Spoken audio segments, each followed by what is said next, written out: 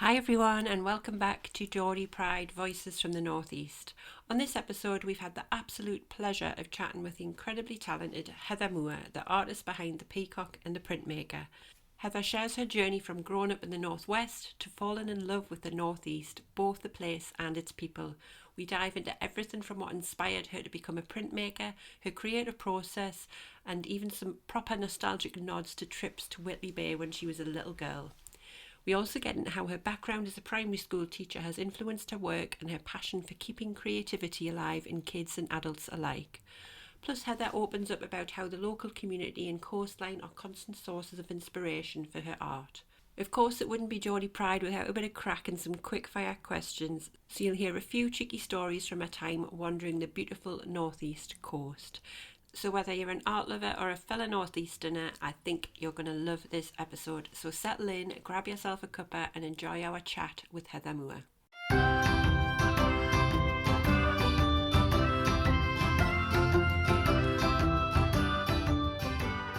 You're listening to Geordie Pride, Voices from the Northeast.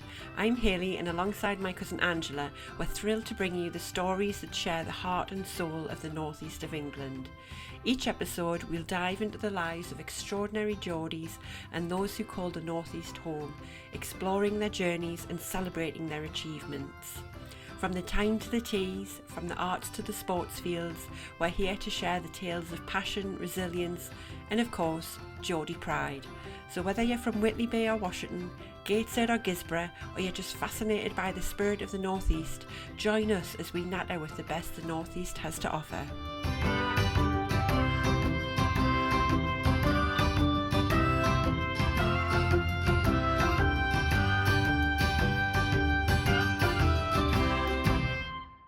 Hi Heather, welcome to the show. Thank you so much for joining us. Do you want to tell us a little bit about yourself, where you're from and your background in the Northeast? Yeah, so I'm Heather Moore from the Peacock and the Printmaker. I'm based in Newcastle and have lived here for 11 years now. Yeah, just about 11 years. And my gramps was originally from Whitley Bay, so I've always had a bit of a tie to the Northeast, but didn't come here until I met my husband 21 years ago.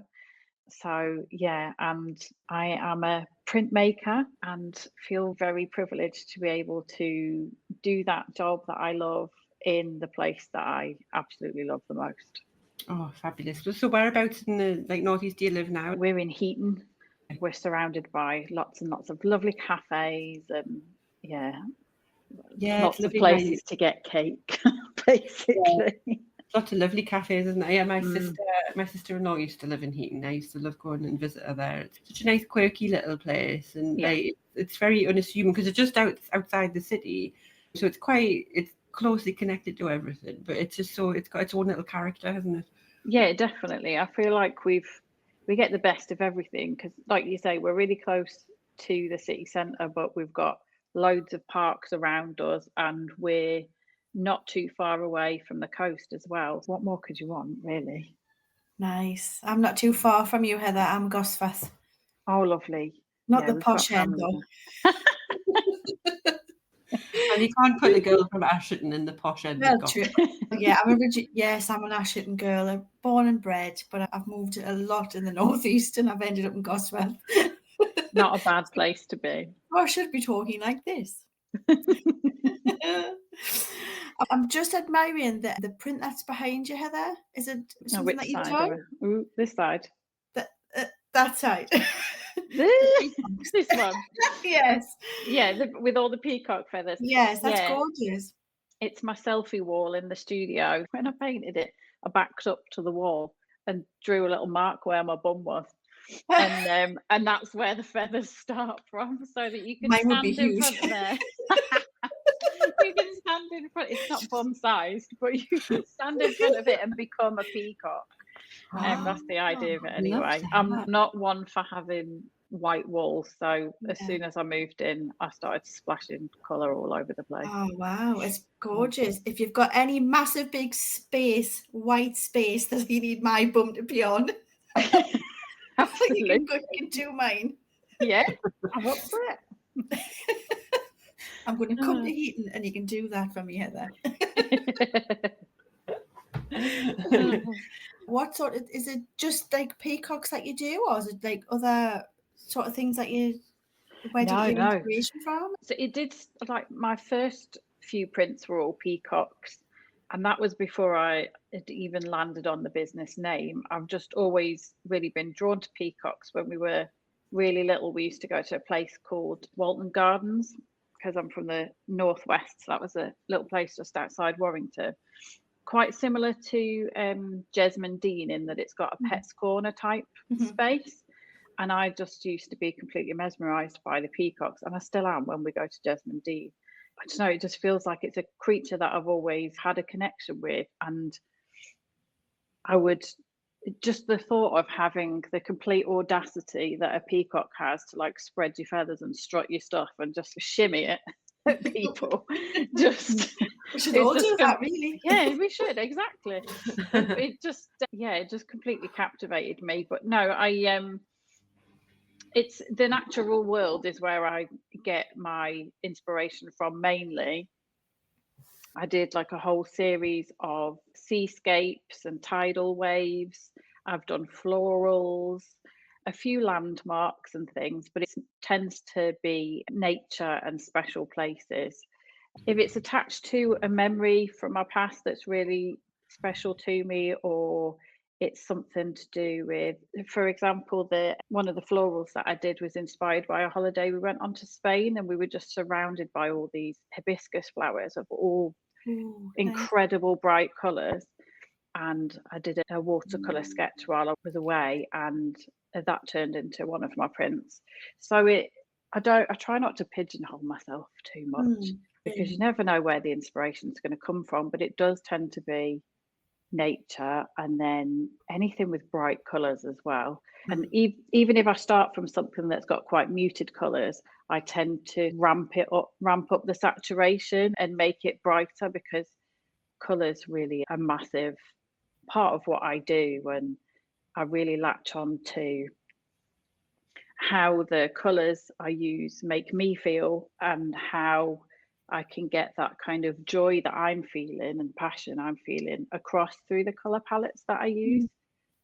So all my work's designed to be mood enhancing, because life can be shitty. It's nice to have nice stuff on the wall, isn't it? Absolutely. We all need a bit of mood enhancement at the minute, don't we? Exactly, definitely. No names mentioned. So Heather, did you just discover that you could draw when you were younger and just evolve from that, or is it just something that you've done of late? Or no, I remember being in year 4, and we had a teacher called Mr. Biggin, who funnily enough went on to be the mayor of Warrington. But when I was little, he was my teacher, and he was just so passionate about the arts in general. Like, we would be singing every day, we would be making something every day. Like, it just was a completely inspiring place to be. And my earliest sort of experience of realizing that I had any sort of skill with art was when he put out a set of plants for us. Just left them out on the table with some pencils and various different things, paper and paints and things like that, and just left it there for us to go and play, really, and experiment. And once I'd finished this drawing, which I didn't really think anything of it, he just was going wild about how amazing this picture was. And then he brought my parents in, and I was like, oh my God, what have I done? Why are my parents in school? And they were like, oh wow, it's so good. And they actually framed it and put it on the wall at home. And that was the point when I thought, oh, I might actually be quite good at this. And then it just became something that I loved to do, like drawing, crafting of any sort, painting, sewing. Anything remotely creative I could get I was never an outdoorsy girl. Let's put it that way. I was inside where it was warm and dry and where I could create things. And then even when I went on to university to do teaching, art was my specialism. And when I actually became a teacher, I was really passionate about how art was taught and led a lot of staff training. Yeah, and it's after I had my daughter, so for about 10 years, when we moved down south, we didn't really have much space in our flat. And the career took over and I lost track of anything remotely creative. And then when we came up north and I had my daughter, I thought, you know what? Something's missing. And we went to Oosburn Open Studios and I was like, oh, the smell of the art materials immediately took me back to A-level art studios. And I just thought, this is it. This is what I've been missing. And it just became a bit of a hobby again for me to have a bit of me time after being mum all day. But then people started asking me if they could buy stuff. And I was like, yeah, I'm not going to say no if you want to pay for it. Yeah, yes, And it's please. sort of, yeah, exactly. Oh, I think that's amazing. So you've always been a creative person then? Yeah, definitely. My mum and dad are both pretty creative. My mum's always been into like sewing and knitting and things like that, crafts. And my dad has always, he's an engineer, but he builds boats and planes and things in the garage. And in the last couple of years, he's been making like water features out of old copper pipes and stuff. And it's really amazing to see him becoming more artistic as well. I've often wondered about this because when I was younger, I used to be very creative, and then I feel, and it's interesting to get both your perspective on this actually, but when I went to school, I felt like once I got into secondary school, so where I was at school in the Northeast, we had a 3-tier system. Yeah. So I think probably by the time I got into middle school, I felt like the creativity was beat out of me a little bit. Yeah, I had like art lessons maybe once a week or something like that, but I felt like it got all taken out of the curriculum and it was all like fact based and all that. And I went very science heavy, very maths heavy. Yeah. Didn't really lean into my creativity at all because I wasn't really an outlet for it at school. And then when I got a job when I was 21 after university because I was very science driven at that point. And that job was working with fragrances. And I got reintroduced to the creative side of it again. And I was like, I love this. And I felt like I could play with it more. I just feel like, I don't know whether it is the way we're taught in schools in the UK or what, but I don't feel like creativity is really kind of lent into very much. No, I think when I was at primary school, it was like the teachers I had were just really creative people. So I think we were really lucky in that regard. And then we got to high school and it becomes all about academia and grades, and you need to satisfy this criteria to achieve this. And even in the art rooms, like, don't get me wrong, I love to do my GCSE art, but it was very prescriptive. It was for this project, we are making this out of this, inspired by this person. And there wasn't really much wriggle room. When I got to A level, my A level tutor was completely different. She was absolutely like, she was like mad scientist meets art teacher. She was incredible. Bev Coldclough, like a total whirlwind of a woman. And she really challenged us all to do things completely differently, which was such a complete gear change. But I do feel like earlier on in school, and that one of the reasons I left teaching, I was a primary teacher. One of the reasons I left teaching was because it was really upsetting to see something that I was so passionate about being squeezed out of the curriculum more. And worse, seeing the children who could really benefit from those creative subjects, who really communicated better through the likes of music and art and dance. And that's where they could build up the experiences, where they could develop other skills. But they just weren't afforded that opportunity because we've got X, Y, and Z to do so that they can get these grades in these tests. And I just think, yeah, everybody's different. They all need different outlets. And like you say, even if the creative subject doesn't end up being what you go into as a career later down the line, it completely unlocks a different thing in your brain. it stimulates you in a different way, it teaches you different skills, and these are all applicable to like later in life. And just look, like years ago in lockdown, how many people started buying like colouring books and stuff and started crafting, because it became that kind of therapeutic, joyful outlet that was a distraction from all the madness. And we're not in lockdown anymore, but the world's still bonkers. We all need a bit of a distraction, don't we? And I think it is really sad that, and there's a lot of campaigning going on through Access Art and various other organisations at the moment to raise the profile of the arts in schools, because it sadly it's just not given the time it needs. And I genuinely think that there are children who are really losing out because of that. Yeah, I agree. I've got two very creative little girls. I've got three girls, but one of them a bit too young at 3 months old. But yeah, and I see it with them. And for me, it's not necessarily just like being able to go into a career with it. Like you've been very lucky to make a career of it, and you've put a lot of hard work into it. But it's like you say, it unlocks certain skill sets that you might not get otherwise. That's how we all think of different ways to do things. It's that creative side of your brain. And yeah, it's just, I think that's why I really kind of envy people who work in the creative side of stuff, because I think you've had to really work hard to get it and keep it and stay with it and make something of it, because it is out of where when we're younger. You move away from teaching for that reason. Do you feel like that was an easy shift for you to move into owning your own business and stuff because of that reason, or did you find it quite difficult? I was building the business alongside the teaching because I went part-time after having my daughter, but it didn't take long before I realised that I'd wanted to make the change. It was just a matter of building up a savings pot and building the business up and having a plan of action. But it was quite an easy decision to leave from an emotional point of view. I was just ready. I was ready. I'd done it for 17 years and I'd been unhappy doing it for quite a long time.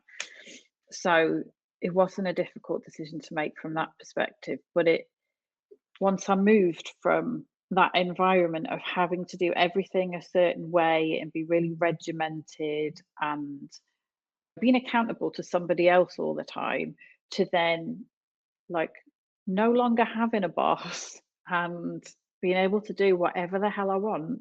At first I was like, yeah, and then I was like, oh my God, what do I do now? What should my day look like? We both had that. Yeah, that's exactly what I was going to say. We're both self-employed, Heather, so we know exactly how you feel. How many years into? So I think I've been fully self-employed now for 2.5 years, and the thought of going back and working for somebody else, I can't even process it. It's terrifying, isn't it? Yeah. It's enough to just fuel you to keep going forever. Like, it's hard work, but just the thought of going back to working for somebody else is enough to keep me going for months. I hope you can't hear that. My dishwasher is kicked into full gear here, so all I can hear is like my sink gurgling.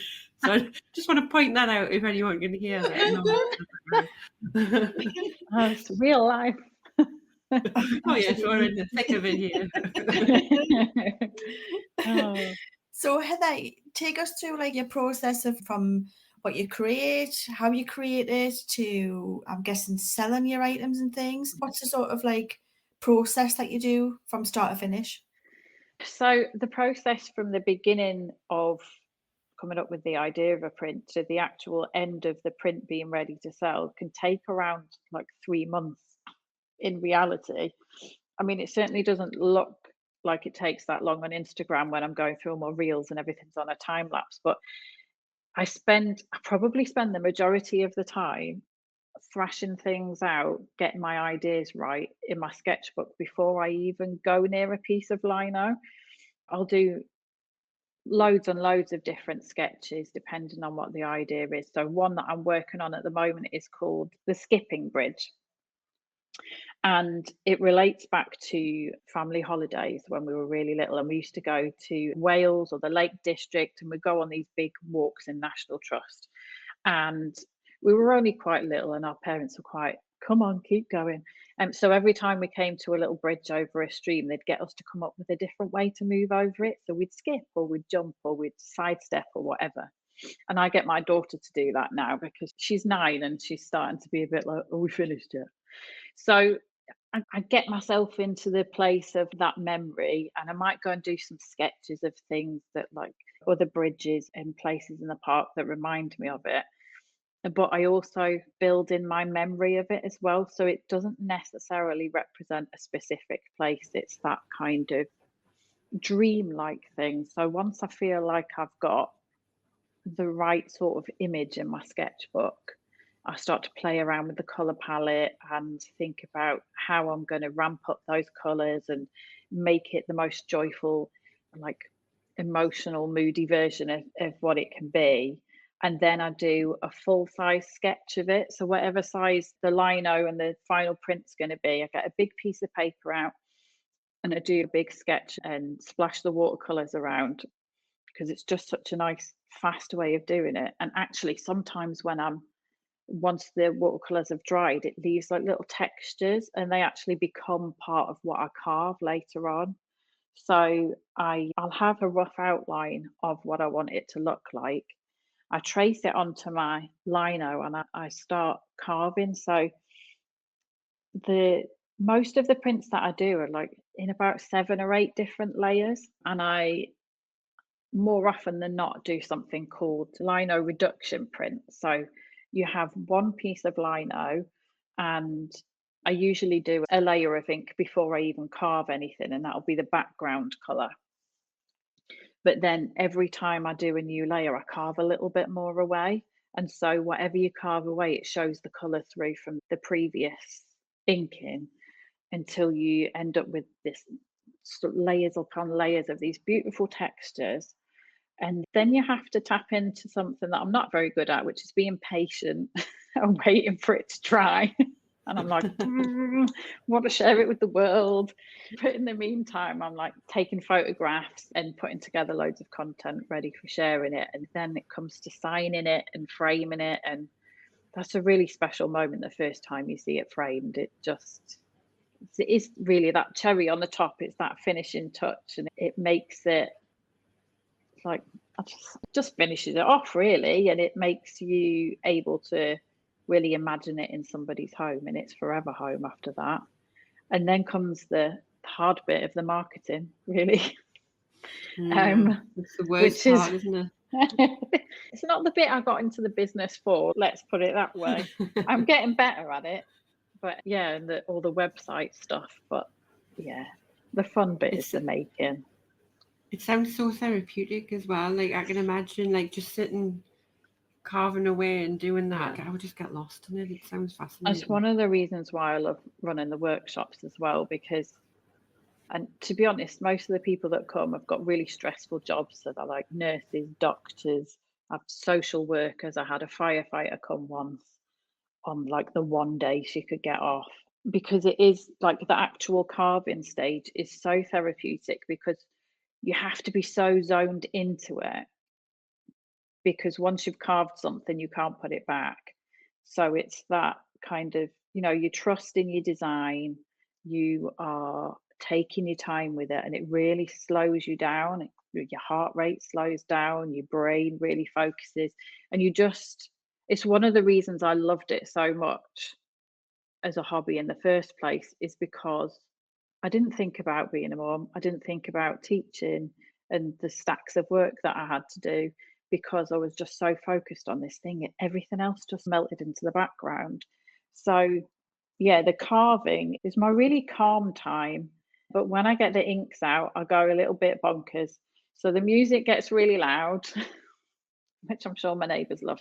Party time. The music, yeah, it's party time. It's time to splash the joy on the artwork, basically. Yeah, absolutely love mixing colours, doing all the inking. That's when you peel it back for the first time and you realise what it is. Has it worked, basically? Because it's really a matter of, obviously there's a lot of skill involved, but there's a lot of trust involved as well, that what you've imagined is going to work, especially when you're layering it up and you've got 8 layers to go. And like sometimes, like when I was doing I made a print at the end of last year called Conquer Hunt, and there was one layer where I put on quite a lot of brown, and brown is not a colour that I use very much. I was doing a forest. Brown was necessary. And I looked at it and I thought, oh my God, I hate it. I absolutely hate it. I was like, no, I'm going to finish it. And once the next layer went on and there was a load of metallics and I started bringing in the other colours, I was like, oh, no, it's good. It's good. Because actually, when you look at it, most of the tree trunks are coppers, and there's just like really thin lines of brown for the textures. So actually, it's just an undertone. So I just have to keep reminding myself sometimes to trust the process, which I tell people in workshops, you've got to trust the process.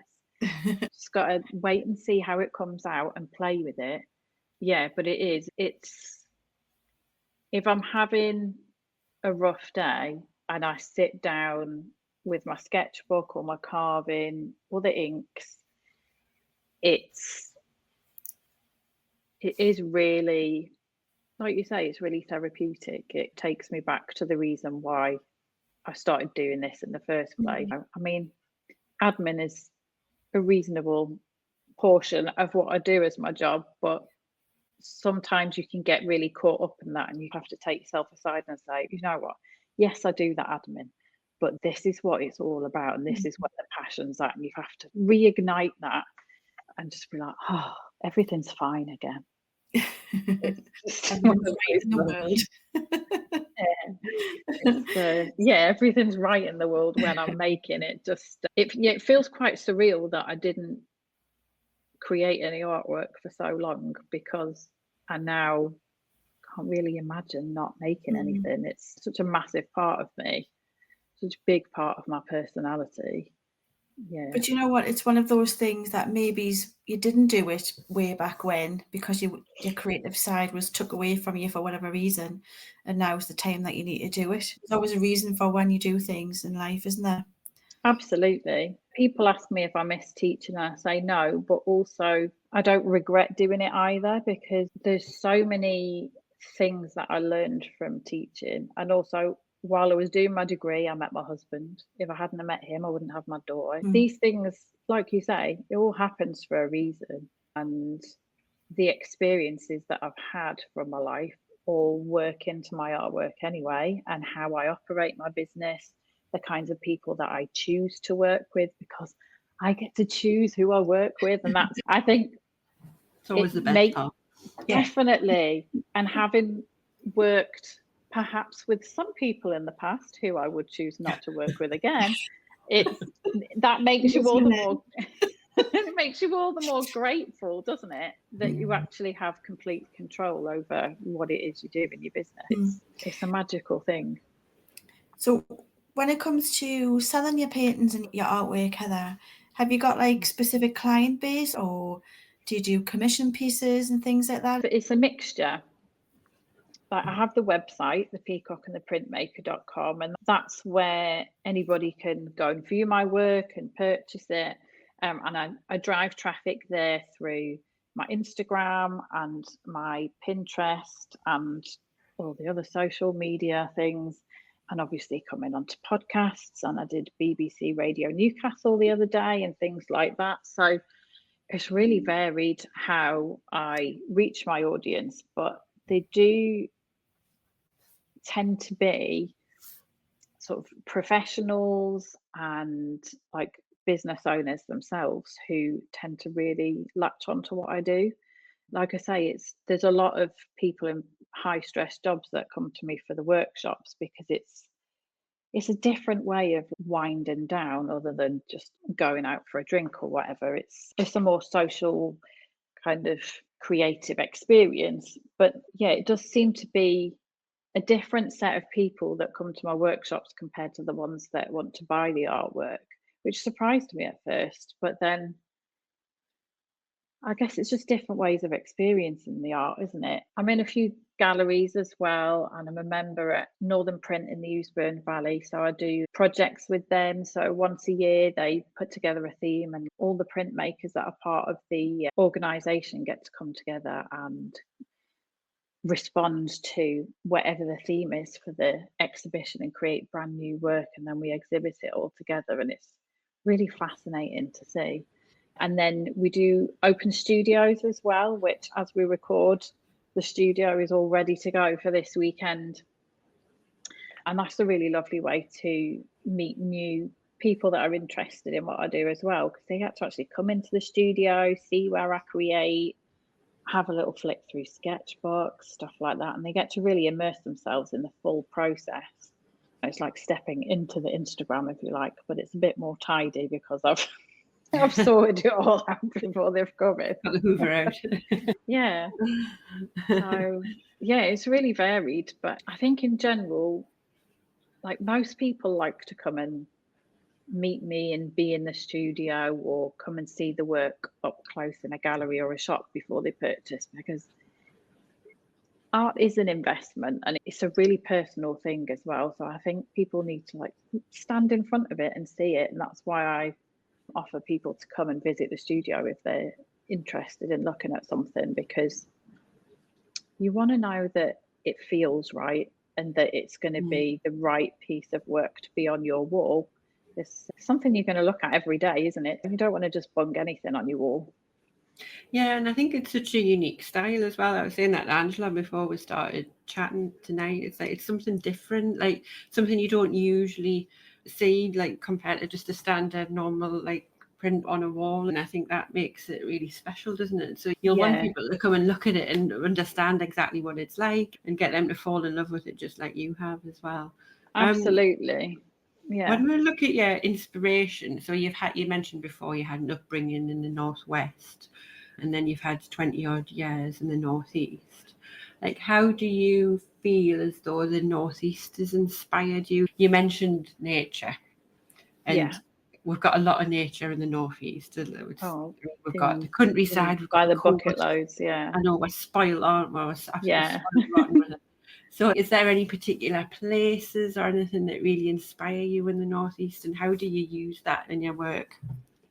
Yeah, a big draw for me has been being so close to the coast. And the first time that I visited Newcastle, and I mentioned to my then boyfriend, now husband's parents, that my dad's dad, my gramps, was from Whitley Bay. We went for a drive and they took me to show me Whitley Bay. And just the moment I got there, I just felt like I'd come home, and it was a really emotional moment. And I well up a little bit when I'm thinking about it as well. But I just, my husband often asks me what it is about my gramps that makes me so emotional, because I don't know, there's just this connection with him. He discovered painting at a really late age. I think he was probably about 60 when he started painting. And like in school holidays, he'd sit down with us and teach us like how to use paints and how to paint water and things like that. And so when I think of seascapes, I think of him, and walking on the beach at Whitley Bay just feels like the best place in the world to be. I don't care what the weather's doing. If I'm walking on the beach there, I just feel at home. And to be sat on the sand watching the waves, it's simultaneously quite an overwhelming thing to think, oh my God, I'm such a small part of this world. Look at those enormous waves and it just stretches on forever. But at the same time, it's such a calming place to be, because it almost feels like every wave that goes back out again washes away some of the stress. And it's just become a really special place. The coast in general, where we are, we're just spoilt for gorgeous beaches, aren't we? Which is just something I don't feel like I had access to that in the Northwest. There's a couple of nice beaches, but like the only one I really remember going to is there was St Anne's, which was all right, and then there was Blackpool. And the only memory I've got of being on Blackpool Beach with my mum and my brother was me and my brother digging, And we were like, Mum, why is it black? She was like, stop digging, it's oil, leave it, it's dirty. And you just think, it's a completely different world, isn't it? Like, northeast coastline is just so beautiful. So I think that's why I've created so many artworks around the coast, because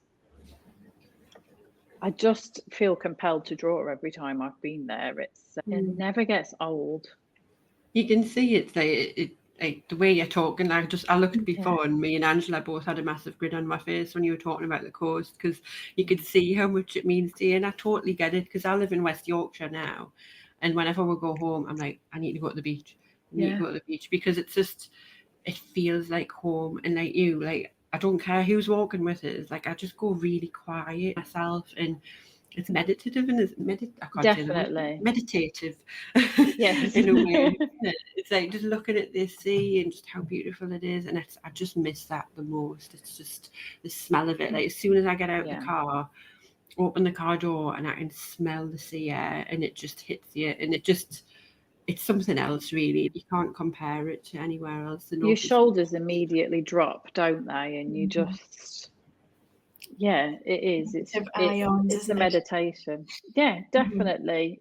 And now I get to share that with my daughter as well. We go walking along the beach, and she'll be hunting for shells and sea glass, and it becomes this kind of treasure hunt. And she'll remember that as well. She'll remember that. Yeah. Absolutely. You should get together with when Robson Green does the northeast things. Can you imagine doing painting for every scene that place that he goes to? That would be amazing. That would be incredible. I love that idea. There's an idea for you. Funnily enough, my daughter has become totally mesmerised by Robson Green's programmes. She's, as a general rule, she's not bothered about Countryfile or any of that stuff. But the minute Robson Green comes on the telly, she's absolutely captivated. But yeah, it is. It's a Geordie on the telly. Like, we need him on here as well, don't we? Do a podcast with him. Yeah, listening, Robson. Come and chat to her. I mean, Shy Ben's getting out. Oh, look, she's got the lingo. So was it quite an easy decision for you, Heather, to choose to live in the northeast? Was it just like a hell yes, like I'm going? Yeah. So before I even met my husband, I was already a Newcastle United fan. The first night of my second year at uni was his first night of his first year at uni. And like, I think he said he was running late or something, so he didn't change out of his football shirt, and he just went into the bar like that. But that's the reason why I approached him. I was a bit sozzled at the time, because I wouldn't normally approach anybody unless under the influence of alcohol. At that time in my life, I was very shy. But I went over and chatted to him, and turned out his new friends, one was a Everton fan, one was a Leeds fan. So we proceeded to take the mickey out of both of them, tell them how rubbish they were, and bonded over football. And yeah, it just, like I say, the first time that I came to Newcastle, for starters, he took me to St James's Park, and that in itself was always a winner. Yeah. Oh my God, it was such an emotional thing. He bought me a goalie top with Given on the back, and I was just like, oh my God, Shay. And I just totally bought into it. And as soon as I was here, I was like, yeah, this is where we need to be. It took us a while. It took us about 10 years to get here, because like I say, we had a bit of a stint down south, and then we decided that it was time to move up north, and I eventually got a job up here. And then then it was time to have my daughter, have Maddie. Just completely changed our life as well. And to listen to her, you would not know she was a Geordie. Like, where's your accent? Oh, she's not got a Geordie accent. No, it's so disappointing. Oh, man. Well, my two daughters lost their Geordie accent. But it's absolutely good. And I keep trying to teach them Geordie words, and they're just not very good at it, if I'm honest. My husband keeps telling me that once she goes to high school, she'll develop more of an accent. She'll be tagging like this. I think she probably will.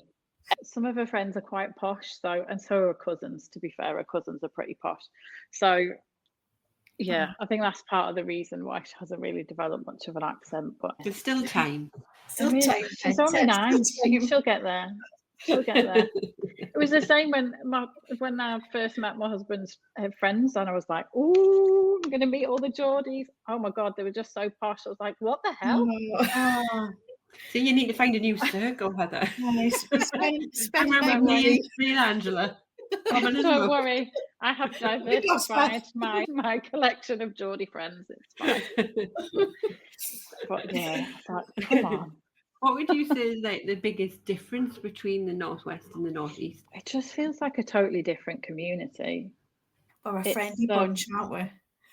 Yeah, there's a reason why they always choose Geordies on the telly to do the voiceovers, isn't it? Because it is just really engaging and friendly, and yeah, it's just you go for walks and everyone says hello to each other. Your neighbours talk to each other. I was like, oh. No. When we lived down south, we once said hello to our next door neighbour, and she ran away and locked her door. I was like, what? That probably traumatised that poor lady. I know.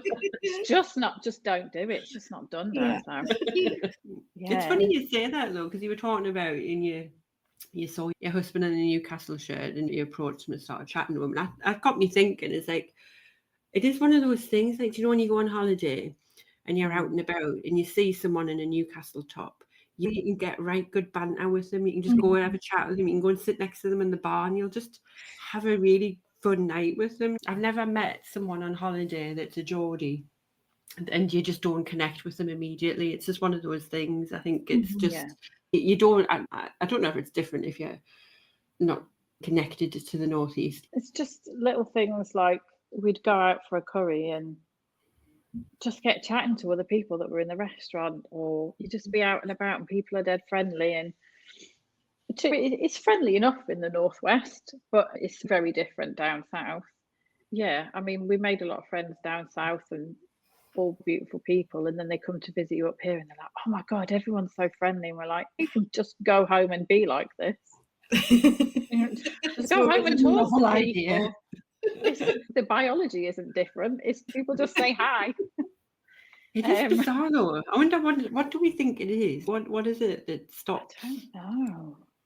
It's like there's this invisible barrier and I just don't know what it is. I don't get it personally because I noticed it when I moved down to West Yorkshire, and people are friendly enough, but it's ramped up a level in the Northeast. It's like, and it's quite noticeable, and I can't quite put my finger on what it is that makes that so unique. But I'm not complaining. I love it. Like, I'm a right chatterbox. I'll chat to anyone. If you just need to have a pair of ears, and I'll start gobbing onto you. Like, it's one of those things.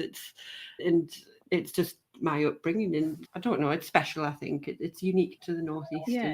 I think there's a real sort of unity about it, particularly Newcastle as a city, which obviously is where I spend most of my time. Just thinking about what's happened recently with winning the cup and stuff, and you walk around the city and like the council have put up all these amazing banners about the pride of Newcastle and getting behind everybody, and it just like all these events that happen just bring everybody together and everyone just like celebrates as one. And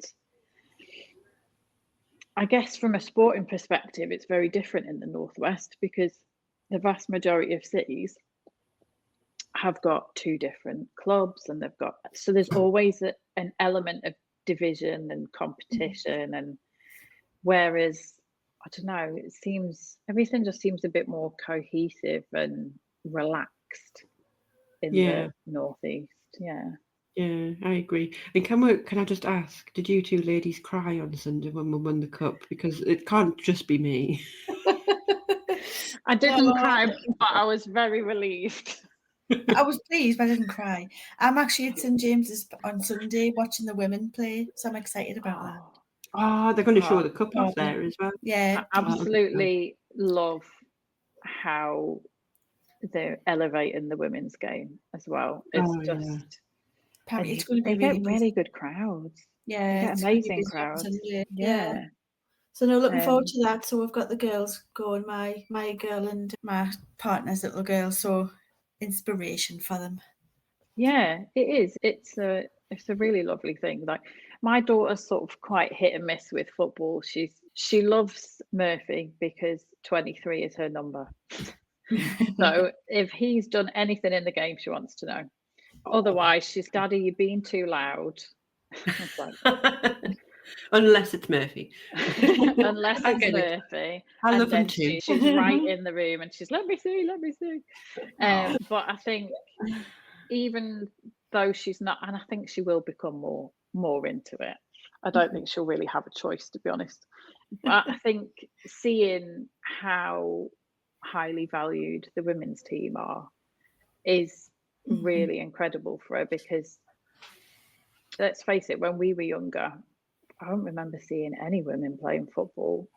I remember thinking it was quite weird that we had a girls' football team at primary school, which I joined and was god awful, but really enjoyed it. It was just not good. But I it was remember fun. being in goal, getting balls fired at my head, and it was the worst point of my life. It was horrible. I just stood there, just getting things fired at my face, and I just remember crying. It was horrible. I'm not cut out for football. It's traumatic. No. It's triggering. Yeah, I'm not particularly sporty, but I think I enjoy watching it, and it's so easy to get whipped off, isn't it? Yeah. So watching the match was, it was emotional. I just kept, because my husband had gone off to go and watch it with his cousin, just kept getting messages from him like, oh my God, they're going to throw it away. Oh my God. Oh, look, VAR. Oh. And I was like, keep the faith. I thought he was going to have an aneurysm. I was like, keep the faith. It's going to be fine. I had that with my husband, because we were sitting watching it as a family, and as I mentioned, I've got a 3-month-old baby, and so my husband was holding her, and I was like, give her to me, because if they score, you're going to throw her in the air. I was like, I can't cope with it. So yeah, I just, like, I was getting stressed, and then if he was getting stressed, I would take her and we'd just keep swapping. And then it got to the point where I was like, Annabelle, like my oldest daughter, she's 13, I was like, Annabelle, you're going to have to hold her, because me and your dad are like, we can't cope yet. But yeah, very emotional. But I'm the same as you. It's just so nice to see like the women's game getting a lot more exposure, and the fact that they're managing to fill so many seats at St James's as well. I think that's amazing. And they're good as well. Yeah, exactly. They've got so much potential. I mean, they don't have the spending issues like the men's do, but so yeah, let's just hope it continues to grow. And I think it's an inspiration for our little girls, that's for sure. So Heather, is there any exciting projects or plans that you've got coming up for the Peacock and the Printmaker? Any workshops or anything you'd like to tell us about? I'm starting to change the way I do my workshops. So I used to set a date and then sell tickets and bring people into the studio. But I've decided that instead of doing that, that people can book me to come to them. So essentially, I bring everything for the workshop to their house, and they can have up to 10 people, and I come, run it all, tidy it all up, do all the cleaning, take it away. So you guys get to have a lovely creative experience at home with all your friends, your family, whoever you want.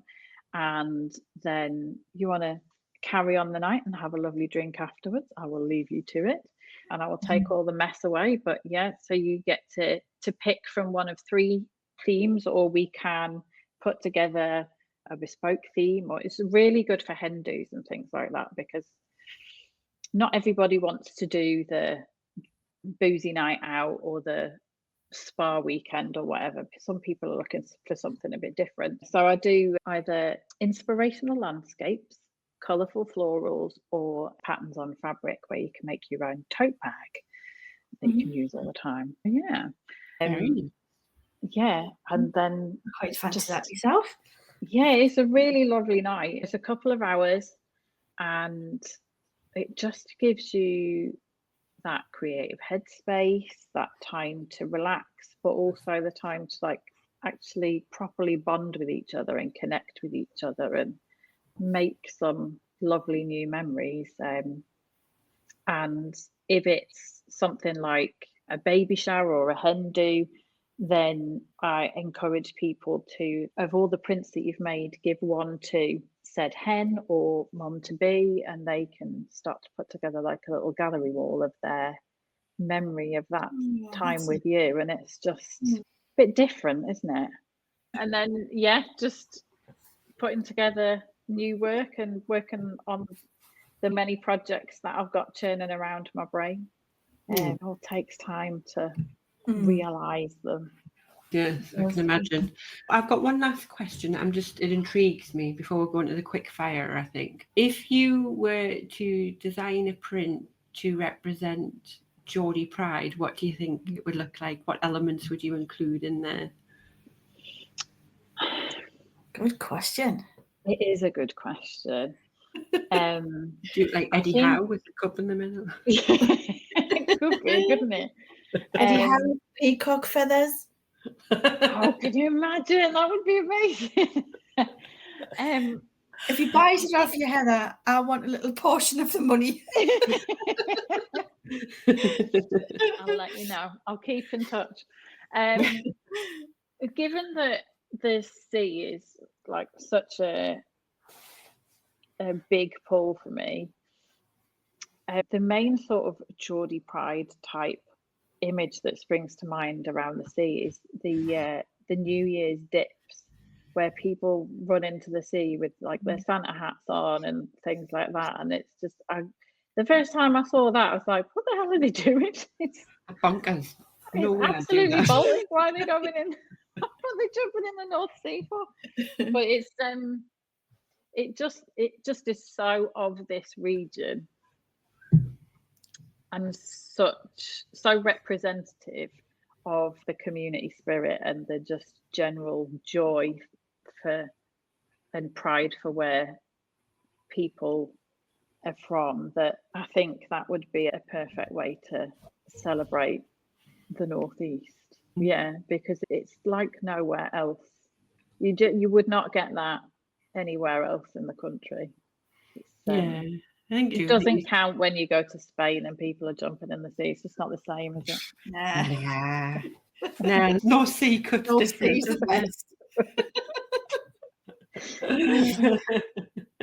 Oh, lovely. Should we go into the quick fire, Angela? Do you want to go first? Oh, we'll leave the one that we'll always ask everyone, the last. So, how about, what is your favourite local dish, Heather? Oh, I think it's got. This doesn't sound very Geordie, but chicken chips and curry sauce from Marshall's in Tynemouth. Nice. Can't beat it. Yeah, yummy. Yeah, it's nice. Classic. Well, when you think about all the Northeast foods, I suppose none of them really are.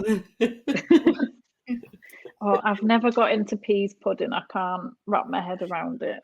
Me neither. No. Peas pudding. No. I think it's a Marmite thing, isn't it? Really, it mustn't be a true Geordie, mate, if you didn't like peas pudding. I know. Lock us up and throw away the key. I'll accept it. I'll have a pork dip, though. Give us one of them. Pork dip. Next one. Who is the best person to come out of the Northeast? Apart from Alan Shearer. Oh no, see, it's tough, isn't it? He's definitely up there. I did have a poster of him up in university and I was very fond of it. Best person to come out of the Northeast. You can say Alan Shearer if you want. We can leave him on the table. Do you know what? Sarah Davies is pretty awesome. Oh, I do like her, yeah. I think she's very funny as well. She does some amazing things with charities, and she's an ambassador for SmartWorks, which is an incredible charity. And she's put craft on the map, really. She's made craft like a viable business, which is pretty inspirational. So that's a good one. Yeah, because I do like her. She's so young as well, still, and she's achieved so much for being so young, and it's just like it's nice to see a woman being successful on a national stage that's from our area. I think it's really inspirational. Yeah, definitely. Next one. What's your favourite hidden gem in the Northeast? Somewhere people should know about? Oh, I don't know that I know about the hidden gems. I'm quite fond of Northumberlandia. I don't think it's particularly hidden, but I think like when I've had family come and visit and we've taken them there, it's just really special, isn't it? It's just this piece of land that's developed this whole other personality just because somebody had a creative idea and turned it into, it's gone from just being a pile of rubble and rock to something really beautiful. Yeah, it has, and the views are amazing at the top. Oh, it's gorgeous. Yeah. I've I've actually fell from the top to the bottom, not the top, but like the part where what were you doing? my boobies are. I've literally just So hang on, you fell off at it. I was like, that's a big pair. That's a big pair of boobs. I know. And cream jacket, white pants, nah. Oh no! From the top to the bottom. My daughter's amusement. Only my family could do that, Heather. Only my family. What can I say? I hope nobody took a picture. Oh, I yes. hope they did. Mind you, yeah, the video would be better. Yeah, she did. Yeah. It was probably all over Snapchat. Oh God. I think when you do the promo for this episode, you're going to have to put some sort of photograph or clip of that. I'll find it. I'll find it. I could do that. Right. So, the number one thing you love about living in the Northeast? The coast. Hands down, it's got to be the coast. Yeah. It's just. Have you got a favourite beach apart from Whitley Bay? Probably Tynemouth. That's where we had all our photographs after our wedding. It was Tynemouth, Long Sands. It's such a beautiful beach. Yeah, absolutely gorgeous beach. It was raining a little bit, but we didn't care. And then when we turned around, no, it doesn't affect the beauty at all, does it? No, not at all. When we turned round to go back up the ramp, we spotted a woman who was over the outdoor swimming pool area. And she was squatting in the corner there, and she was like, "Oh my God, I'm so sorry. Did you get me in your wedding photograph?" Oh my God, we fell about laughing.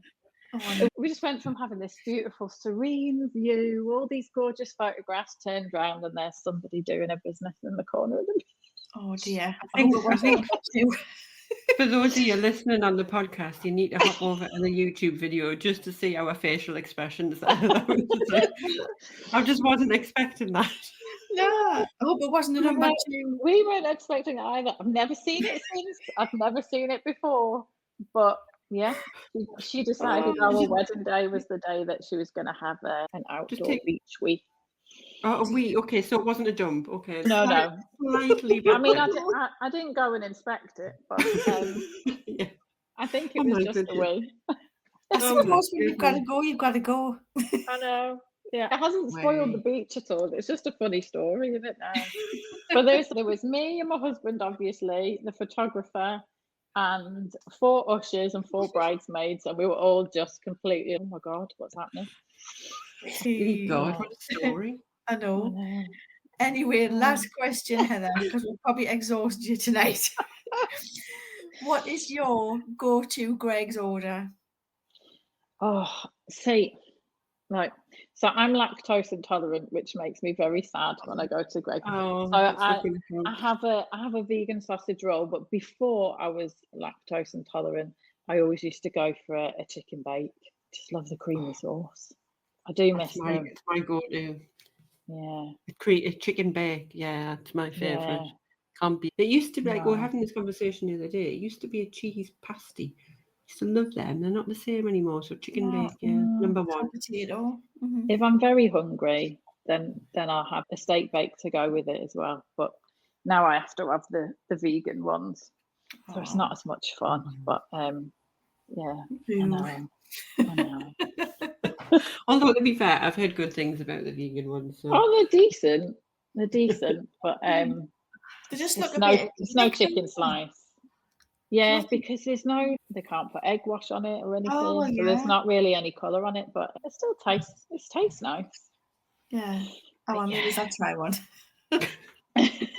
Be brave one day. I'll be like, can you just put a bit of egg wash on the top, please, before you cook it? Yeah. And at Christmas you can go in. Yeah. Oh, doesn't matter. But I really confuse people when I go out for dinners and I'm like, I'll have the vegan what's it, but can you put some chicken on it? Like, what? But at Christmas, my husband will jump in and get me like a pot of pigs in blankets. I love it when they do the pigs in blankets at Christmas. Nice. Yeah, nice and crispy. Really You good. do that all year round, really. I sure, Yeah. I know. Yeah. Right. Well, I think we've kept you long enough, Heather. I do apologise, but we've had a lovely chat. That's all right. Yeah, I've enjoyed it. If anyone wants to follow you on socials, where's the best place to find you?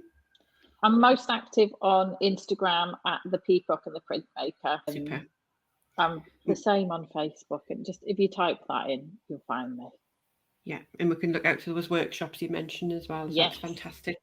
Yeah. Brilliant. I look forward to seeing all about them. So thank you so much for taking the time out of your evening to chat to us. Thank you, We've Heather. had a lovely time. And yeah, everyone follow Heather, look out for those workshops and join in and get those relaxation levels down with a bit of printing. Absolutely. Lovely. Thank you so much. Thanks. Thanks, for having me. Heather. Bye.